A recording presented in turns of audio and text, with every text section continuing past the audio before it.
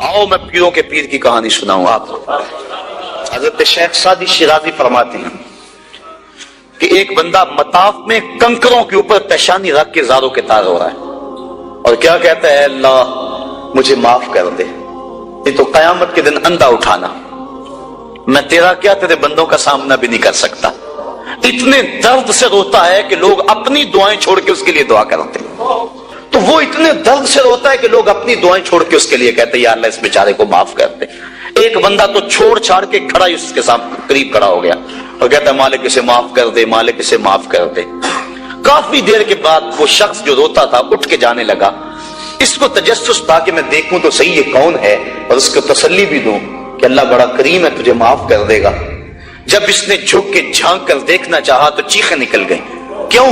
कि फायजा हुआ शेख अब्दुल कादिर जीलानी, ये ज़ारों के तार रोने वाला वक्त का गौस शेख अब्दुल कादिर जीलानी। हजरत सिर्री सक्ती रज़ी अल्लाह ताला अन्हु ने जुनैद बगदादी को बुलाया। हजरत जुनैद बगदादी के वो मामू भी लगते हैं रिश्ते में और पीर भी लगते हैं। ये पीर मुरीद की कहानी सुना रहा। आज का पीर तो गारंटी दे रहा है ना, अल्लाह अकबर। हुजूर तो हजरत रबिया को भी जन्नत की बशारत दें और साथ कहें कसरत सुजूद से मेरी मदद करना। और पीर कहता तुझे परवाह ही नहीं है। आओ पीर मुरीद की कहानी सुना रहा हूं। हजरत जुनैद बगदादी फरमाते हैं मेरे मामू ने तन्हाई में मुझे बुलाया और मुझे वसीयतें की। जब एक वसीयत की तो मेरे पांव तले से जमीन निकल गई। कहने लगे बेटा जब मैं मर जाऊं तो मेरी कब्र बगदाद से बाहर बनाना। मैंने पूछा हुजूर क्यों? फरमाने लगे मेरी बदआमालियों की वजह से कहीं बगदाद की मिट्टी मेरी लाश को कबूल करने से इनकार न कर दे और मैं लोगों के सामने रुस्वा न हो जाऊं। ये हैं वो लोग ताता जाफा जुनूबहुम अनिल मदाजिअ, जिनकी करवटें बिस्तरों से अलग रहती हैं, अल्लाह को खौफ और तमा में पुकारते हैं, लेकिन जिंदगी का एक एक लम्हा तकवे से इबारत है। दुनिया में तकलीफें सही।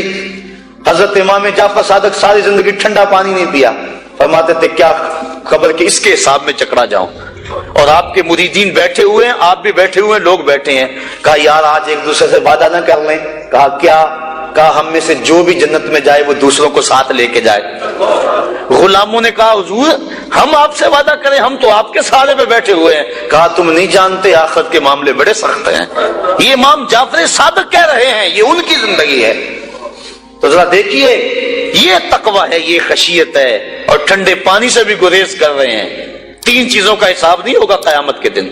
जरूरत के वक्त खाना पीना और सतरे औरत के लिए कपड़ा लिबास और जरूरत का मकान, इन तीन चीजों का हिसाब नहीं होगा।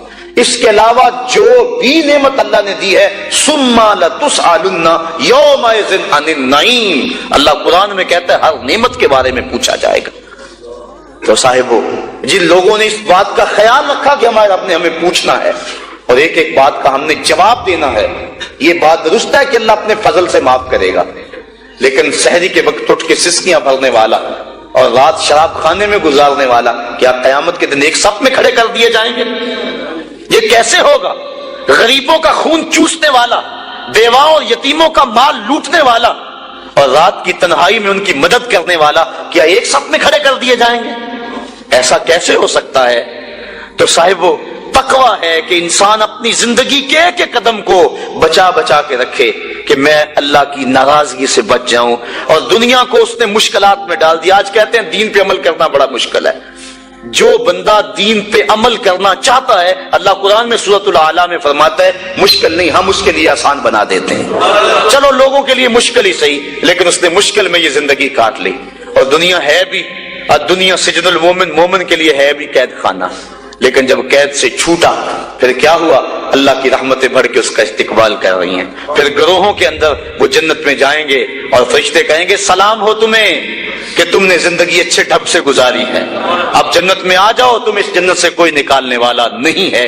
और वो कहेंगे अल्लाह तेरी तारीफें और तेरी खूबियां, तूने जो वादा किया था आज वाकई तूने सच्चा कर दिखाया है। और फिर जन्नत में उनको गूनागू नेमतें दी जाएंगी और जन्नत में माए मुईन होगा, हौज़े कौसर होगा, सलसबील होगा। कभी वो حوروں سے جام پیئیں گے، کبھی وہ غلمانوں سے جام پیئیں گے، لذت تو بڑی ہوگی، لیکن ایک لذت کی کہانی اللہ نے قرآن میں سنائی، میں ایک وقت ایسا بھی پھر آئے گا وَسَقَاهُمْ رَبُّهُمْ شَرَابًا طَهُورًا، ان کا رب انہیں خود شراب طہور پلائے گا کہ تم نے میرے لیے چھوڑا، دنیا کی شراب تو نہیں پی لو، میرے دستے قدرت سے شراب پیو۔ تو وَسَقَاهُمْ رَبُّهُمْ، نہ حوروں کے ہاتھوں سے، نہ غلمانوں کے ہاتھوں سے، نہ کسی اور کے ہاتھوں سے، وَسَقَاهُمْ رَبُّهُمْ۔ پھر دنیا کی تکلیفیں یاد رہیں گی جب مالک شراب طہور پلا رہا ہوگا۔ تو یہ ہے زندگی، اپنی زندگی کو اس ڈھب سے گزاریں کہ آخرت کی زندگی بہتر ہو جائے۔ تو انہوں نے جو لوگوں کو دین دیا، لوگوں کو دین کی قدریں، تو یہ ان کو ملا کہاں سے؟ تو پھر بات وہی آتی ہے کہ آغوش مادر کی تربیت اثر دکھاتی ہے۔ اگر انہوں نے 70 ہزار لوگوں کو دین کے لیے بلایا اور لوگ کھچے چلے آئے، اور پھر 4 ہزار لوگ ایک مجلس میں وہ واصل باللہ ہوتے چلے گئے، تو ہم اگر دیکھتے ہیں جب وہ گھر سے حصول علم کے لیے نکلتے ہیں تو ماں ان کی آستین میں 40 درہم سی دیتی ہے، اور ساتھ یہ تاکید کرتی ہے کہ بیٹا تو نے جھوٹ نہیں بولنا ہے۔ اللہ اکبر۔ پھر راستے میں جب قافلہ لوٹا جاتا ہے تو ایک بچے کو بچہ سمجھ کے کس کے پاس کیا رکھا ہوگا کوئی تلاشی بھی نہیں لیتا۔ گزرتے سرے راہ ہی ڈاکو پوچھ لیتا ہے آپ کے پاس بھی کچھ ہے؟ تو کہتے ہیں ہاں میرے پاس بھی 40 درہم ہے۔ تو وہ حیرت زدہ ہو کے رک جاتا ہے کہ بلہ چوروں اور ڈاکوؤں کو بھی پیسے بتائے جاتے ہیں؟ تو وہ تلاشی لیتا تو آستین میں سیے ہوئے 40 درہم دستیاب ہوتے ہیں، تو اپنے آقا کے پاس لے جاتا ہے کہ یہ بچہ ہے، ہم صرف نظر کر کے گزر رہے تھے، بس چلتے چلتے پوچھ لیا کہ تمہارے پاس بھی کچھ ہے؟ تو اس نے کہا کہ 40 درہم ہے، تو تلاشی لی تو واقعی 40 درہم، یہ کوئی انوکھا سا بچہ ہے۔ تو وہ ڈاکوؤں کا سردار پوچھتا ہے کہ ڈاکوؤں سے تو پیسے چھپائے جاتے ہیں اور تم نے بتا دیا، کہا میری ماں نے کہا تھا جھوٹ نہیں بولنا، یہ میری ماں کی نصیحت تھی اور میں اس نصیحت پہ کھڑا ہوں۔ اللہ اکبر۔ اس کی آنکھوں سے آنسو جاری ہو گئے کہ یہ ایک بچہ ہو کہ ماں سے کیا گیا عہد توڑتا نہیں ہے، اور ہم اللہ سے کیے ہوئے وعدے توڑ رہے ہیں اور پامال کر رہے ہیں۔ تو کہا کہ آپ ہاتھ بڑھائیے، ہم آپ کے ہاتھ پہ ہی توبہ کرنا چاہتے ہیں۔ آپ فرماتے ہیں سب سے پہلے لوگ جو میرے ہاتھ پہ تائب ہوئے وہ ڈاکو تھے۔ اب مجھے بتائیے، یہ حصول علم کا بھی راستہ ہے، ابھی عالم بننے جا رہے ہیں، اس کے بعد تصوف کی کٹھن وادیوں میں قدم رکھیں گے، چلا کشی کریں گے، مجاہدے کریں گے، اور اس کے بعد وہ مقامات رفیع نصیب ہوں گی، لیکن ابھی بچپن میں جا رہے ہیں تو یہ عالم ہے، اور جب علم حاصل کر کے واپس آ رہے ہوں گے تو پھر عالم کیا ہوگا۔ اور آپ جانتے ہیں کہ آپ کے والد گرامی اللہ اکبر حضرت عبداللہ صومعی، وہ ایک بہت بڑا نام ہے، نہر کنارے وضو کر رہے تھے، اور وضو کرتے کرتے پانی میں بہتا ہوا ایک سیب آیا، اس کو اٹھا کر کے بھوک کی شدت تھی، کھا لیا، کھا چکے تو یاد آیا یہ تو میرا تھا ہی نہیں، یہ تو مال لقطہ تھا، تو میں نے اس کو کھا لیا۔ کیوں کھایا؟ مجھے کس نے حق دیا تھا کہ وہ مال لقطہ لے لوں اور اس کو اپنے پیٹ کا لقمہ بناؤں؟ خیر، جس سمت سے پانی آ رہا تھا اسی سمت پہ چل پڑے۔ بہت دور جا کے دیکھا کہ ایک باغ ہے سیبوں کا جس کی شاخیں لٹک رہی ہیں پانی میں، سمجھ گئے کہ یہاں سے ٹوٹا ہوگا، گرا ہوگا، تو باغ کے مالک کے پاس گئے، آپ سے ملنا ہے پوچھ۔ اس نے بڑا اعزاز دیا، کہا جی بتائیے۔ اس نے کہا کہ بتائیے کس کام آئے ہو؟ اس نے کہا کوئی آیا ہے، اس کو کچھ چاہیے ہوگا۔ تو کہا حضرت آپ کے باغ کا ایک سیب میں نے کھایا ہے، اور وہ ایسے وضو کر رہا تھا تو بس غلطی سے میں نے کھا لیا ہے، تو اب اس کا کیا ہرجانہ ہے میرے ذمہ؟ اس نے غور سے دیکھا کہ یہ کوئی معمولی بات ہے جو کر رہے ہیں۔ اس نے کہا، اس کے تیور بدل کے، پہلے تو مہمان نوازیاں تھی، کہا نہیں ایسے نہیں معافی ملے گی۔ کہا کیسے معافی ملے گی؟ کہا 12 سال میرے باغ کی گوڈی کرنی پڑے گی۔ ایک سیب کے بدلے 12 سال؟ لیکن وہ بھی کوئی صاحب نظر تھے، اور وہ بھی اس دوران ان کی تربیت کرنا چاہتے تھے اور انہیں دیکھنا چاہتے تھے، تو کہا کہ 12 سال تمہیں میرے باغ کی گوڈی کرنی پڑے گی۔ تو تو تیار ہو گئے کہ ٹھیک ہے وہ میرا گناہ تو دھل جائے گا، تم معاف تو کر دو گے۔ آج غوث پاک کی 11ویں پکانے والے دیکھیں وہ کس مال سے پکا رہے ہیں۔ یہ میں غوث اعظم کے والد کی کہانی سنا رہا ہوں۔ اللہ اکبر، 12 سال گوڈی کر رہے ہیں، 12 سال۔ 12 سال کے بعد ایک دن باغ کے مالک نے کہا کوئی سیب توڑ کے لاؤ، تو وہ سیب توڑ کے لے گئے تو وہ بھی کچا ہی تھا، وہ اس طرح کا پختہ نہیں تھا جس طرح کے توڑ کے پیش کیا جاتا ہے۔ تو کہا 12 سال ہو گئے میرے باغ میں کام کرتے ہوئے، تمہیں ابھی تک یہی نہیں پتا چلا کہ اچھا سیب کون سا ہوتا ہے؟ کہا ایک سیب کی سزا کاٹ رہا ہوں، مجھ سے قسم لے لو 12 سالوں میں نظر اٹھا کے سیب کی طرف دیکھا بھی ہو۔ میرا کام جڑوں میں گوڈی کرنا ہے وہی کرتا، میں اوپر کبھی 12 سال میں نہیں دیکھا۔ اللہ اکبر۔ تو فوراً سینے سے لگا لیا، کہا تمہارا گناہ معاف ہو جائے گا، اب ایک شرط رہ گئی ہے۔ تو کہا حضرت بتائیے۔ کہا میری ایک بیٹی ہے جو آنکھوں سے دیکھتی نہیں، کانوں سے سنتی نہیں، زبان سے بولتی نہیں اور پاؤں سے چل نہیں سکتی، تو اس سے تمہیں نکاح کرنا پڑے گا۔ اب شادی انسان کی زندگی کا اہم مرحلہ ہوتا ہے، سوچ سوچ کے انسان قدم اٹھاتا ہے، زندگی پوری گزارنی ہے۔ کہا پھر اس کے بعد معافی مل جائے گا؟ اس کے بعد معافی ہے۔ نکاح ہو گیا۔ کہا جائیے اپنی جو ہے وہ دلہن کے کمرے میں، جہاں گئے تو وہاں صحیح الاعضاء ایک خاتون، ایک لڑکی منتظر تھی، تو واپس دوڑ آئے اور دوڑتے ہوئے جو ہے وہ ماتھے پہ دروازے کی چوگاٹ جو تھی وہ دروازے پہ لگی۔ تو آگے حضرت شیخ تھے ان کے، اس بچی کے والد، تو کہا کہ دوڑ آئے ہو؟ کہا حضرت پہلے ایک غلطی کی سزا اتنی لمبی بھگت رہا ہوں، تو وہ جس سے نکاح آپ نے پڑھوایا تھا وہ تو نہیں ہے، یہ تو کوئی اور خاتون ہے، صحیح الاعضاء ہے۔ کہا وہی تمہاری بیوی ہے۔ کانوں سے بہری اس لیے ہے کہ آج تک اس نے غیر محرم سے ہم کلامی نہیں کی، اور زبان سے گونگی اس لیے ہے کہ غیر محرم سے کبھی بات نہیں کی، نابینا اس طرح ہے کہ اس نے آج تک غیر محرم کو دیکھا نہیں۔ اللہ اکبر۔ پاؤں سے اپاہج اس طرح ہے کہ آج تک یہ جو ہے وہ غیر محرم کی طرف چل کے نہیں گئی۔ یہ حضرت غوث اعظم کی والدہ بنی، اور یہ بزرگ جنہوں نے سیب کھایا تھا یہ حضرت غوث اعظم کے والد بنے۔ پھر اللہ نے ان دونوں کو جو شہزادہ دیا اس کا نام شیخ عبد القادر جیلانی۔ تو وہ کیا کسی نے کہا تھا نا کہ اچھی مائیں اچھی اولاد کی ضمانت ہوتی ہیں، اور مائیں جب اس طرح کی پاکیزہ صفتوں اور باپ تقوی کے اس معیار پر ہوں تو پھر بیٹے شیخ عبد القادر جیلانی ہی ہوتے ہیں۔ آپ جانتے ہیں کہ مائی راستی حضرت بابا فرید گنج شکر کی ماں، وہ بچے ہیں تو مصلے کے نیچے شکر کی پڑیاں رکھ دیتے ہیں، اور وہ نماز پڑھتے ہیں، مصلہ اٹھاتے ہیں تو نیچے شکر کی پڑیا ہوتی ہے، تو انہیں شوق تھا شکر کا تو وہ کھا لیتے ہیں۔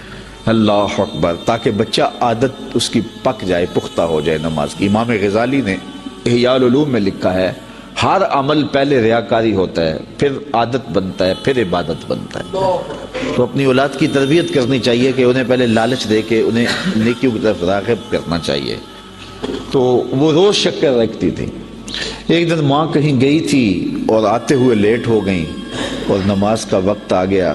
ماں کا دل ڈول رہا ہے کہ آج بیٹے نے مصلی اٹھایا تو آج چونکہ میں نے شکر کی پوڑی رکھی نہیں تو بیٹے کا بھرم ٹوٹ جائے گا۔ دل ہی دل میں دعا کرنے لگی، مالک تو قادر بھی ہے، قدیر بھی ہے، آج میری محبت کی، آج میری اس ادا کی اور میری اس حکمت عملی کی جس کے ذریعے بچے کو نمازی بناتی ہوں، لاج رکھ لے۔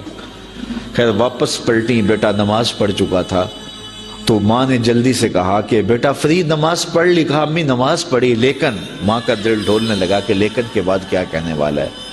کہا لیکن آج جو پوڑی شکر کی ملی نا اس کا چاسی کوئی اور تھا، اس کا مزہ ہی کوئی اور تھا۔ تو ماں نے بیٹے کو گلے سے لگایا، کہا بیٹا پہلے پوڑیا میں رکھتی تھی، اب تیرے رب نے رکھی ہے۔ اللہ اکبر۔ کیا آج کی ماں بیٹے کو نمازی بنانے کے لیے اس کے مصلے کے نیچے چاکلیٹ نہیں رکھ سکتی؟ آج اس کو نمازی بنانے کے لیے کوئی طریقہ اختیار نہیں کر سکتی؟ آج اگر ماں اپنی اولاد کی تربیت کے لیے کوئی اس دور کی مطابقت میں اچھا فیصلہ کرے اور اس کو دین کی طرف راغب کرے تو آج کا بیٹا بھی بایزید بستامی کا جانشین بن سکتا ہے، آج کا بیٹا بھی غوث اعظم شیخ عبد القادر جیلانی کا جانشین بن سکتا ہے، بابا فرید گنج شکر کا جانشین بن سکتا ہے۔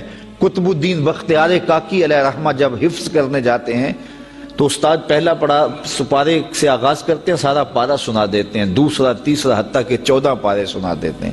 15ویں پارے سے استاد جی شروع کیجیے، کہا جس درس گاہ سے 14 پارے حفظ کیے ہیں وہیں سے باقی پارے بھی حفظ کر لیے ہوتے۔ کہا میری ماں کو 14 پارے آتے تھے اور جب صبح اٹھتی تھی اور اتنی دیر تک جو ہے وہ رکتی نہیں تھی، کام بھی کرتی رہتی تھی، 14 پاروں کی تلاوت بھی کرتی رہتی تھی۔ اور یہ بات میں نے ماں کی آغوش سے یہ پارے سیکھ لیے ہیں۔ جب ماں ایسی ہو تو بیٹے قطب الدین بختیار کاکی بنتے ہیں۔ اقبال کہتا ہے تو نہ شناسی کہ تو نہ دانی کہ سوزے کراتے تو دیگر گوں کر تقدیر عمر را۔ اے میری بہن تو نہیں جانتی، اگر تو بہن ہو کے قرآن پڑھے تو عمر کی تقدیر بدلتی ہے، اور اگر تو ماں ہو کے قرآن پڑھے تو بیٹا نیزے کی نوک پہ قرآن سناتا ہے۔ تو ماؤں کو خاص طور پہ اپنی اولاد کی تربیت کے اندر کوشاں ہو جانا چاہیے۔ یہی حضرت غوث اعظم رضی اللہ تعالیٰ عنہ کی تعلیمات ہمیں بتاتی ہیں۔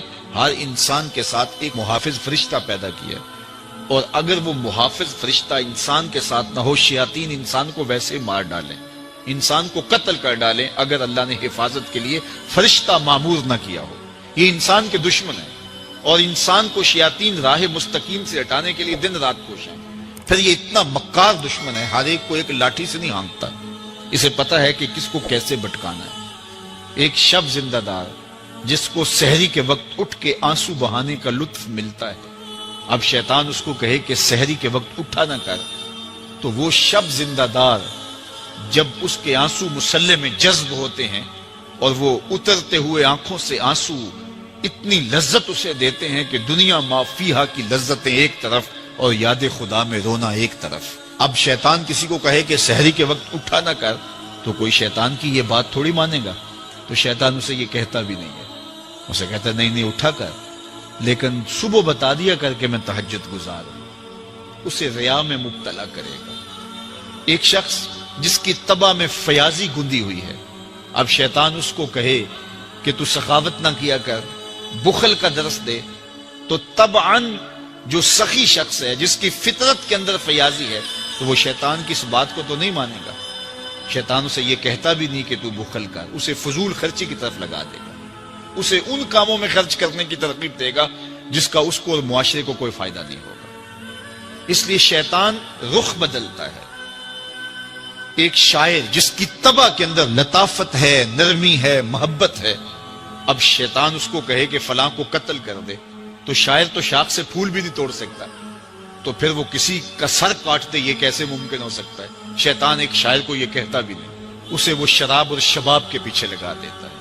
اب اتنا سخت دشمن، اتنا مکار دشمن، حضرت سیدنا غوث اعظم رضی اللہ تعالیٰ عنہ فرماتے ہیں میرے اوپر صحاب نور چھا گیا اور آواز آئی عبد القادر، تو نے اللہ کی اتنی عبادت کی ہے، اتنی ریاضت کی ہے کہ شریعت کا ہم تمہیں اب مکلف نہیں رہنے دیتے، اور اب تو نماز نہ پڑھے اور دیگر اعمال نہ کرے تو تجھے کوئی پکڑ نہیں، میں تیرے اوپر ایسے راضی ہو گیا ہوں۔ تو ایسے بادل سے آواز آئی، کہتے مان میرے دل میں خیال آیا کہ اگر عبادت کا مکلف نہ ہونا ہوتا تو امام الانبیاء صلی اللہ علیہ وسلم سے بڑھ کر کون اللہ کا مقرب تھا۔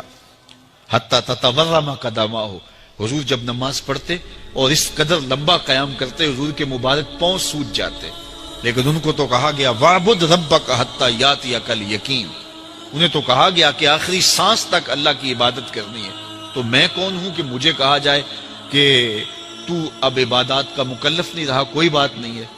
تو کہتے ہیں میں لا حول ولا قوت الا باللہ پڑھا تو وہ جو مجھے نور نظر آ رہا تھا وہ سیاہی میں بدل گیا۔ تو وہ ابلیس تھا جو اس رنگ میں مجھے بھٹکانا چاہتا تھا، کہا عبد القادر اس مرتبے پہ پہنچے ہوئے کتنے لوگوں کو میں نے گمراہ کر دیا، تیرے علم نے تجھے بچا لیا۔ تو میں نے کہا ظالم، میرے علم نے مجھے نہیں بچایا، میرے اللہ کے فضل نے بچایا۔ تو کہا پھر بچ گیا ہے، کئی میں نے یوں لوٹ لیے۔ تو اتنا مکار دشمن ہو جو ہمارے اوپر مسلط ہے اور دن رات کوشاں ہے، ہماری متاع عمل لوٹنے کے لیے، متاع ایمان لوٹنے کے لیے، تو پھر مجھے بتاؤ کہ ہم کیا غافل ہو کے بیٹھیں گے؟ ایسے ناپاک وجود کا مقابلہ کوئی آسان ہے جو ہماری متاع عمل لوٹتا ہے، متاع ایمان لوٹتا ہے، ہمیں عمل کرنے نہیں دیتا، کریں تو وسواس ڈال رہا ہوتا ہے، کر لیں تو ریا میں اور تکبر میں مبتلا کر کے، عجب میں مبتلا کر کے کیا ہوا عمل بھی لوٹ لیتا ہے۔ مجھے بتاؤ یہ کوئی جو ہے وہ سوکھا کام ہے کہ ہم مقابلہ کریں؟ اب ماہ صیام میں روزے سے بھوک بھی کاٹتے ہیں، اور قرآن مجید کی تلاوت اور دیگر معمولات کے لیے ہمیں تنہائی بھی میسر آتی ہے، اور اسی طرح ہمیں روزے سے جو ہے وہ اپنی زبان کو کنٹرول کرنے کا درس بھی ملتا ہے۔ تو روزہ تمہاری زبان کا محافظ بن جاتا ہے، پھر روزہ تمہاری شہوات کے کنٹرول کا ذریعہ بن جاتا ہے، اور روزہ تنہائی کی وجہ سے اختلاط سے جو خرابیاں پیدا ہوتی ہیں ان سے تمہیں بچا لیتا ہے۔ تو گویا ماہ صیام اللہ تعالیٰ کی رحمتوں کا ایک روپ ہے، اور یہ ایک مہینے کا تربیتی کورس ہے جس کے ذریعے سے ہم اپنے باطن کی صفائی کر سکتے ہیں اور اندر کی غلاستیں، اندر کے میل کو چیل مٹا سکتے ہیں۔ ارشاد فرمایا جو اللہ سے ڈرے اللہ اس کے لیے راستے کھول دیتا ہے، اور اللہ اس کو وہاں سے دیتا ہے جہاں سے اسے گمان بھی نہیں ہوتا۔ وَمَن يَتَوَكَّلْ عَلَى اللَّهِ فَهُوَ حَسْبُهُ، اور جو اللہ پر بھروسہ کرے اللہ اس کے لیے کافی ہو جاتا ہے، اس کی ضروریات کا وہ خود کفیل ہوتا ہے، اور اس کے کام اس کے ذمہ کرم پہ ہوتے ہیں، کو ہو کے دیکھے اس کا۔ تو جو اللہ سے ڈرے اللہ اس کے لیے راستے بناتا ہے۔ حضرت عوف بن مالک رضی اللہ تعالی عنہ الاشجعی حضور کی خدمت میں حاضر ہوئے اور عرض گزار ہوئے کہ میرا بیٹا سالم مشرکین کی قید میں ہے اور میں فاقوں کی حالت میں ہوں۔ تو فرمایا آل محمد کے پاس ایک سیر جو ہیں، بس اس کے علاوہ ہمارے پاس بھی کھانے کے لیے دنیاوی اسباب نہیں ہیں۔ کہا صبر کرو اور اللہ سے ڈرو، اور لا حول ولا قوت الا باللہ کثرت کے ساتھ پڑھو۔ یہ ایسا وظیفہ ہے، ایک حدیث پاک میں آتا ہے کہ یہ 99 بیماریوں کا علاج ہے، اس میں سب سے کم درجے کی بیماری ہم اور غم ہے۔ یہ دکھوں کا مداوع ہے، مشکلات کا علاج ہے، اور یہ وظیفہ میرے حضور نے بتایا۔ حضرت ابو ذر غفاری رضی اللہ تعالیٰ عنہ کو حضور نے 5 چیزیں بتائی تھی، ان میں سے 5ویں چیز یہ تھی کہ ابو ذر کثرت کے ساتھ لا حول ولا قوت الا باللہ پڑھا کرو۔ فرمایا عرش الہی کے نیچے ایک خاص خزانہ ہے، یہ وظیفہ وہاں سے آیا ہے۔ یہ زندگی میں معمول بنا لو، جب پھنس جاؤ، مشکلات میں آ جاؤ تو لا حول ولا قوت الا باللہ پڑھو، اللہ راستے کھولے گا۔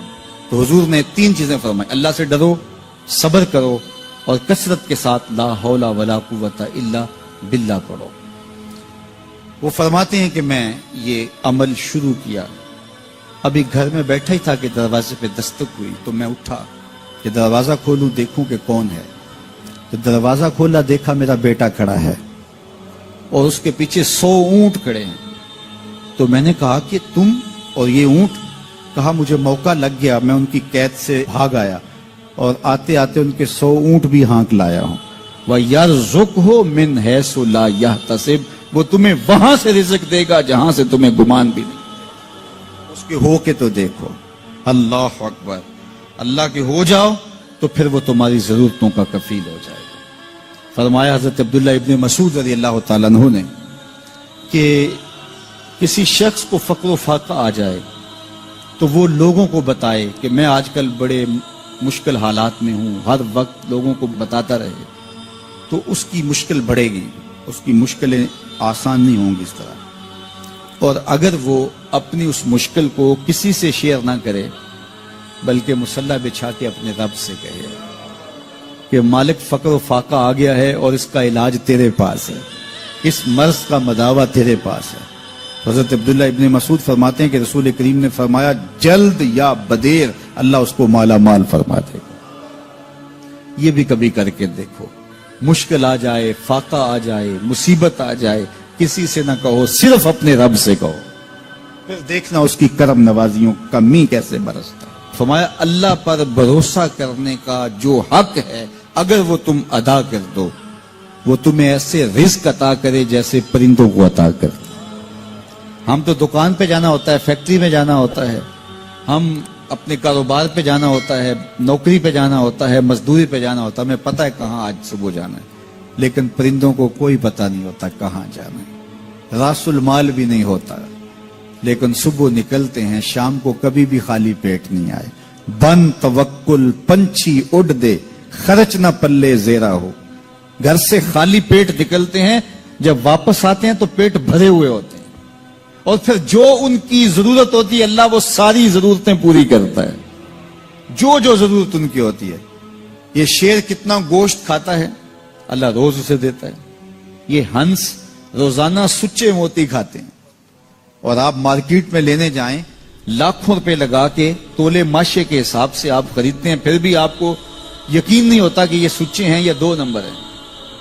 اور ہنس دنیا پہ کروڑوں جانور پائے جاتے ہیں، روز کھاتے ہیں، صبح بھی، شام بھی، دوپہر بھی، پیٹ بھر کے کھاتے ہیں، اللہ روز انہیں عطا کرے۔ کہا اس پہ تھے تو بوڑھے بزرگ جو مسجد میں جانے سے قاصر تھے وہ گھروں میں بیٹھ کے قرآن پڑھتے ہوتے تھے، اور عموماً ظہر کے وقت بھی اور صبح کے وقت بھی گھروں سے قرآن پڑھنے کی آوازیں آیا کرتی تھی۔ آج گھروں سے پاپ میوزک کی صدائیں سننے کو تو ملیں گی، لیکن قرآن کے نغمے موقوف ہو گئے۔ یہی وجہ ہے کہ آج ہمارے گھروں سے برکت روٹ گئی ہے۔ دولت کی فراوانی کے باوجود، وسائل کی کثرت کے باوجود، اسباب آسودگی حاصل ہونے کے باوجود نہ آسودگی ہے، نہ سکون ہے، نہ طمانینت ہے، نہ برکت رہی، اس لیے کہ ہمارے گھروں سے قرآن رخصت ہو گیا۔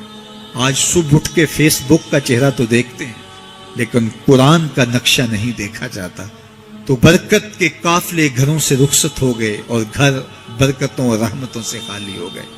آج بھی اگر ہم نے گھروں میں برکتوں کو واپس بلانا ہے، رحمتوں کو اپنے گھروں میں واپس لانا ہے، تو قرآن مجید کی تلاوت کو اپنے معمولات میں شامل کر لیجئے گا۔ پھر گھر میں آسیب کا سایہ نہیں ہوگا، ٹونا اور جادو نہیں ہوگا، پھر کسی بابر ملنگ کے پاس جا کر کے آپ کو اپنے مسائل نہیں بتانے پڑیں گے۔ آپ کے گھر میں قرآن ہے، سارے دکھوں کا علاج اسی مرشد کے پاس ہے، ساری مصیبتیں اور ساری مشکلیں اور سارے مصائب اسی قرآن کے دامن سے دور ہوتے ہیں، اور اسی قرآن سے وابستگی سے گھر میں برکتیں اترتی ہیں۔ پھر آپ کو نہ آسیب، نہ جادو، نہ ٹونا، اور نہ کسی نے کوئی بندش کی ہے، نہ کسی نے کوئی مسئلہ کیا ہے، کچھ نہیں ہوگا۔ آپ کے گھروں پہ رحمتوں کے سائے ہوں گے، اس لیے کہ آپ کے گھروں میں قرآن جب تلاوت ہوگی تو رحمتوں کے فرشتوں کا نزول ہوگا۔ تو جب رحمتوں کے فرشتے تمہارے گھر میں اتریں گے تو پھر کوئی مصیبت، کوئی پریشانی، کوئی بندش، کوئی دکھ آپ کے گھروں میں نہیں ہوگا۔ اس لیے قرآن مجید کی تلاوت کو اپنے معمولات زندگی میں شامل کیجئے۔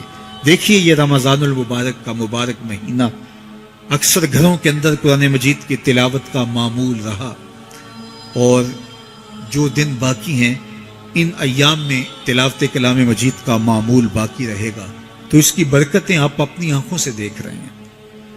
اور اگر یہ پورا سال ہمارے گھروں میں معمول باقی رہے، ہماری صبح کا آغاز ہی قرآن مجید کی تلاوت سے ہو، بیٹیاں بھی قرآن کھول کے صبح بیٹھ جائیں اور بیٹے بھی قرآن کھول کے بیٹھ جائیں، بوڑھے بھی قرآن کھول کے بیٹھ جائیں، جوان بھی قرآن کھول کے بیٹھ جائیں، تو مجھے بتائیے کہ کتنی رحمات اور کتنی برکات کا گھروں میں نزول ہو۔ تو اس لیے اپنے گھروں میں قرآن مجید کی تلاوت کے معمول کو کبھی بھی ترک نہ کیجیے، چاہے روز کے 2 صفحے پڑھیے، قرآن مجید کی تلاوت کے معمول کو باقی رکھیے، اور اگر اللہ آپ کو نصیب کرے تو اس کو مفہوم اور ترجمے کے ساتھ پڑھنے کی کوشش کیجیے، تاکہ قرآن کا جو ہمارے نام پیغام ہے وہ بھی ہم سمجھ پائیں کہ قرآن ہمیں کیا بتا رہا ہے اور ہمیں کیا میسج دے رہا ہے، تاکہ ہماری زندگیاں اس پاکیزہ کتاب کی روشنی اور کتاب کے اجالوں میں بسر ہو۔ اور یہ کتاب اللہ کا تیسرا حق ہے کہ اس کو مفہوم و مطلب کے ساتھ سمجھنے کی کوشش کریں۔ یہ ہمارے رب کا ہمارے نام پیغام ہے۔ آپ کے کسی دوست کا، کسی ملنے والے کا آپ کے نام خط آ جائے اور وہ اس زبان میں ہو جو زبان آپ نہ جانتے ہوں، تو اتنی دیر تک آپ مطمئن نہیں ہوتے جب تک اس کے مندرجات سمجھ نہیں لیتے، کسی ایسے شخص سے وہ مضمون جان نہیں لیتے جو وہ زبان جانتا ہو۔ تو ہمارے رب کا ہمارے نام یہ میسج ہے، ہمارے نام یہ پیغام ہے رسول کریم صلی اللہ علیہ وآلہ وسلم کی وساطت سے، تو ہمیں اس کو سمجھے بغیر چین کیوں آ گیا ہے؟ تو ہم اس پیغام کو سمجھیں کہ ہمارا رب ہمیں کیا فرما رہا ہے، کن امور کا حکم دے رہا ہے اور کن باتوں سے ہمیں روک رہا ہے۔ اگر ہم قرآن